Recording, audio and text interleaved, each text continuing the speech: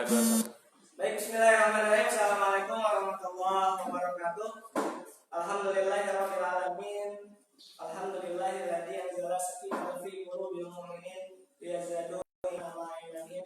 Asyhadu an la ilaha illallah wa asyhadu anna Muhammadar Rasulullah. Allahumma shalli ala sayyidina Muhammad wa ala sayyidina Muhammad. Bismillahirrahmanirrahim. Rabbi shrah li sadri wa yassir li amri wa hlul 'uqdatam min lisani yafqahu qawli. Alhamdulillah, pada hari ini kita sudah memasuki kegiatan PLS di hari kedua. Mudah-mudahan tetap semangat, tetap antusias mengikuti kegiatan hari ini.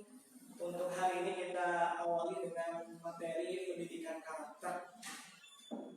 Salam salam kita limpahkan kepada baginda Rasulullah SAW, pada keluarganya, sahabatnya, nabiin, tabiin, dan mudah-mudahan kita yang senantiasa mengikuti sunnah-sunnahnya. Seperti yang sudah di-share materinya di grup, jadi kalian sebelumnya tentunya sudah membaca mengenai pendidikan karakter. Sebenarnya kalau kita berbicara karakter ini sebenarnya menjadi hal yang memang di munculnya kurikulum 2013 ini menjadi konsen yang luar biasa. Begitupun pada saat ini ketika di masa-masa pandemi COVID-19 ini juga menjadi salah satu komponen yang menjadi konsen ya. Ketika sekarang pada saat pembelajaran jarak jauh atau sekarang ada istilah BDR, belajar di rumah. Nah, salah satu hal yang menjadi perhatian adalah pendidikan karakter.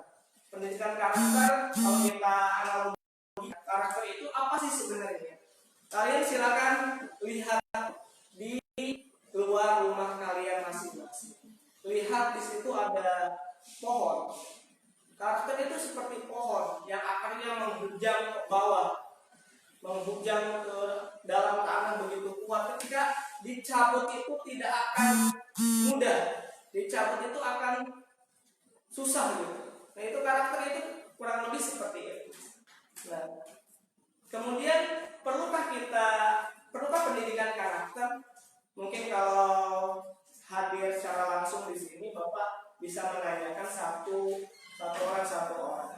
Ya, singkatnya pendidikan karakter perlu. Apalagi di era saat ini kita bisa melihat kondisi bangsa ini bagaimana dari sisi karakteristiknya, dari kalangan yang memang di bawah sampai elit politiknya seperti apa. Kalian mungkin sering melihat berita baik di media cetak ataupun di media elektronik yang luar biasa gitu, cukup miris gitu, dengan berbagai pemberitaan yang secara ini karakter. Nah, sebenarnya karakter itu kalau mengutip salah satu pernyataan dari pendidikan nasional, dia mengatakan bahwa karakter itu adalah kebiasaan. Ini sebenarnya kalau kita maknai, kalau kita memang tidak cukup sebenarnya karakter diartikan sebagai kebiasaan. Tapi untuk yang permudah, karakter itu apa sih? Karakter adalah kebiasaan. Jadi kebiasaan untuk berkata jujur, kebiasaan untuk mengerjakan sesuatu tugas dengan tuntas dan lain sebagainya. Jadi kebiasaan itu artinya karakter lah. Untuk menyederhanakannya seperti itu. Walaupun memang makna atau kata dari kebiasaan itu sendiri terlalu sempit, tapi untuk menyederhanakan karakter ya itulah kebiasaan. Bagaimana agar menjadi kebiasaan? Tentu harus ada yang namanya pembiasaan. Jadi pembiasaan itu lahir ketika tadi ada pembiasaan. Kenapa kemudian sekarang di Banyusari itu ada yang namanya pembiasaan pagi? Nah, pembiasaan pagi itu adalah salah satu goalsnya adalah budaya yang memang baik. Jadi budaya yang kemudian karakter baik. Jadi pembiasaan pagi itu didesain seperti yang Bapak sampaikan pada kemarin pada saat pembukaan, bahwa yang menjadi keunggulan salah satunya di Banyusari adalah pembiasaan pagi, yang mana pada saat pembiasaan pagi ada beberapa kegiatan. Salah satunya tadi yang sudah Bapak sampaikan, sholat duha, zikir, kemudian murojaah dan lain sebagainya. Itu salah satu pembiasaan yang agar menjadi kebiasaan. Harapannya tentu bukan hanya dilakukan di Jadi ketika kalian di rumah pun itu akan senantiasa melaksanakan pembiasaan-pembiasaan yang sudah diprogramkan di SMPN 1 Banyuwangi. Jadi nanti kalian akan dibiasakan untuk melaksanakan sholat duha, zikir, membaca Al-Quran di setiap hari. Jadi setelah pembiasaan itu menjadi kebiasaan, itu akan lahirlah satu karakter.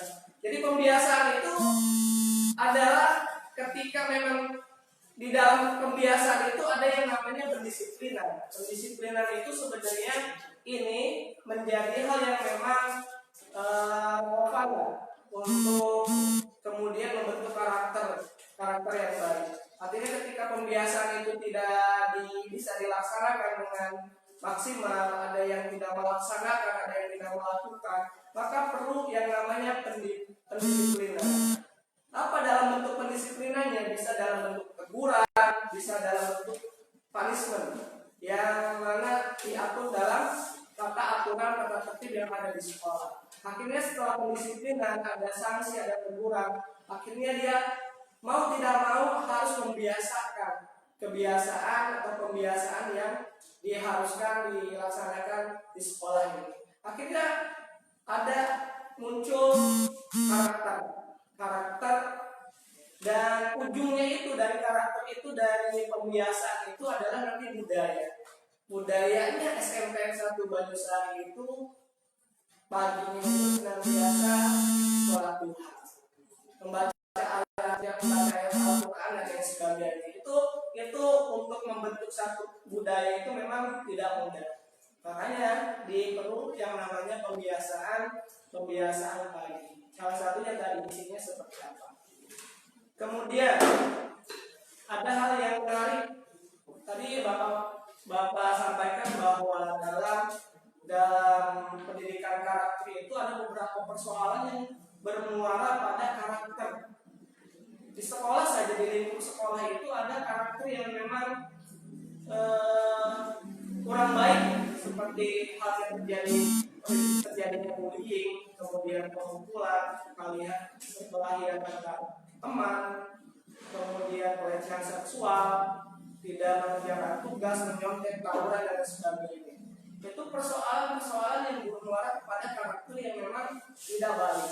Artinya ketika di sekolah, kenapa ada tata tertib, ada aturannya, salah satunya adalah untuk membentuk karakter tadi. Sesuatu hal yang memang tadi tidak terjadi, tidak sampai kebiasaan buruk itu kemudian dilakukan oleh kalian. Pendidikan karakter ya, kita kembali lagi pada pendidikan karakter atau character education. Dalam konteks sekarang sangat relevan untuk mengatasi krisis moral yang sedang melanda negara kita. Jadi kalau kita mau cermati keadaan kondisi bangsa ini saat ini, krisis identitas, krisis moralitas dan lain sebagainya. Banyak para elit politik yang tertangkap oleh KPK, masuk jeruji besi dan lain sebagainya. Itu sebuah indikasi ada satu permasalahan dengan bangsa ini. Banyak kemudian di kalangan remaja yang tawuran, kemudian melakukan seks bebas dan lain sebagainya. Ini salah satu PR lah untuk dunia pendidikan kita saat ini. Jadi ada karakter yang memang perlu diperbaiki, perlu ditumbuhkan, karakter yang baik perlu ditumbuhkan dan sebagainya, sehingga hal-hal yang tadi yang kurang baik, karakter yang kurang baik bisa diatasi. Kemudian karakter berkaitan dengan konsep moral, sikap moral dan perilaku moral. Berdasarkan dari 3 komponen ini dapat dinyatakan bahwa karakter yang baik didukung oleh pengetahuan tentang kebaikan. Artinya yang pertama adalah ilmunya karakter itu apa, karakter yang baik itu apa sih? Kita tahu konsep jujur itu seperti apa. Jadi bukan hanya sekedar tahu, kadang banyak juga yang dia tahu secara konseptual, secara pengertian jujur itu seperti ini, kemudian amanah itu seperti ini, hidup bersih ini seperti itu, hidup disiplin ini seperti ini. Tapi dalam tataran aplikasi kadang masih minim untuk itu. Jadi dalam pendidikan karakter itu antara konsep pengetahuan akhirnya ada keingintahuan, ada keinginan untuk berbuat baik. Jadi kita tahu pertama itu tentang kebaikan itu sendiri, kemudian muncul keinginan untuk berbuat baik. Kemudian setelah keinginan itu muncul, maka ujungnya adalah kalian melakukan kebaikan itu sendiri. Jadi harapan pendidikan itu ketika kalian tahu konsepnya tentang jujur itu seperti itu, maka muncul keinginan untuk berbuat jujur. Akhirnya dilaksanakanlah dan berbagai contoh dan yang lainnya. Kemudian ada yang membagi bahwa karakter itu terbagi menjadi 4 hal. Ada karakter lemah, ada karakter kuat, ada karakter jelek, ada karakter baik. Ada karakter lemah seperti dia penakut, tidak berani melakukan, pemalas dan lain sebagainya. Ini karakter-karakter yang memang karakter lemah. Kemudian ada karakter yang kuat, dia tangguh, ulet, kemudian pantang mengeluh, pantang menyerah dan lain sebagainya. Ini karakter-karakter termasuk karakter-karakter kuat. Kemudian ada karakter jelek. Karakter jelek itu adalah karakter seperti licik, egois, serakah, sombong, tinggi hati dan lain sebagainya. Kemudian yang terakhir adalah karakter baik. Karakter baik itu adalah jujur, terpercaya, rendah hati dan amanah. Itu pembagian karakter ada 4. Bapak persingkat saja karena memang kaitannya kasihan juga kalian nanti kuotanya. Kemudian ada hal yang menarik, aku menemukan salah satu hal yang menarik ini dari salah satu penelitian ya. Penelitian memperlihatkan karakter yang dibangun yang paling tinggi diperlukan atau menopang kesuksesan seseorang. Yang pertama adalah kecerdasan komunikasi. Ini penting di era saat ini memiliki kecakapan dalam berkomunikasi. Perlu dilatih. Bapak juga termasuk orang yang memang diam ketika di pendidikan dasar, SMP dan lain sebagainya. Tapi ketika memang kalian untuk itu terus dilatih.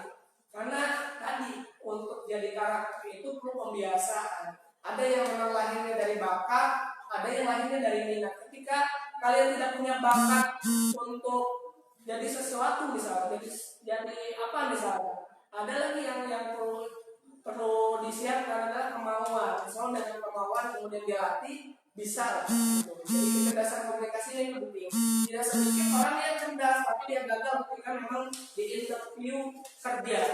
Pada saat wawancara kerja karena tidak bisa menjelaskan, tidak bisa menyampaikan tentang apa yang menjadi gagasan yang dia miliki. Akhirnya ilmu yang dia miliki percuma, tidak bisa disalurkan, tidak bisa dipahamkan kepada orang lain. Jadi penting untuk saat ini kecakapan atau kecerdasan komunikasi. Kemudian kejujuran. Kejujuran ini juga penting. Jadi banyaklah mahal, itu juga menjadi satu hal yang memang mahal di saat ini. Kalau berbicara masalah jujur, kalau berbicara masalah tadi orang-orang pintar, orang-orang cerdas, ya kita sebenarnya bangsa ini kita tidak kehabisan dan tidak kekurangan. Banyak stok orang-orang pintar, tapi memang yang pintar dan jujur itu sedikit lah. Dan mudah-mudahan SMK 1 Banyusari ini bisa melahirkan orang-orang yang bukan hanya memiliki keahlian yang mumpuni, tapi kejujuran itu bisa dimunculkan gitu. Kemudian yang terakhir dari penelitian tersebut adalah teamwork, kerjasama. Jadi ketiga hal ini menjadi satu hal yang memang paling tinggi lah untuk menopang kesuksesan di era saat ini. Oke, terakhir Bapak sampaikan terkait dengan proyeksi pendidikan abad 21. Oke, Bapak juga dikejar waktu ya. Jadi ada proyeksi pendidikan abad 21 itu ada 3 poin. Yang pertama adalah karakter, kemudian kompetensi, dan yang ketiga adalah literasi. Fokus ke karakter saja sebenarnya. Karakter itu ini juga mengutip mantan Menteri Pendidikan Nasional Pak Anies Baswedan bahwa karakter itu terbagi menjadi 2. Ada karakter moral, ada karakter kinerja. Jadi ini harus dua-duanya itu harus dimiliki. Tidak bisa hanya karakter kinerja saja, karakter moralnya tidak dimiliki. Ada dia memang tangguh secara karakter kerja, dia tidak mudah menyerah, tapi dia bermasalah di karakter moralnya, tidak jujur misalnya, tidak apa namanya, tidak rendah hati dan lain sebagainya.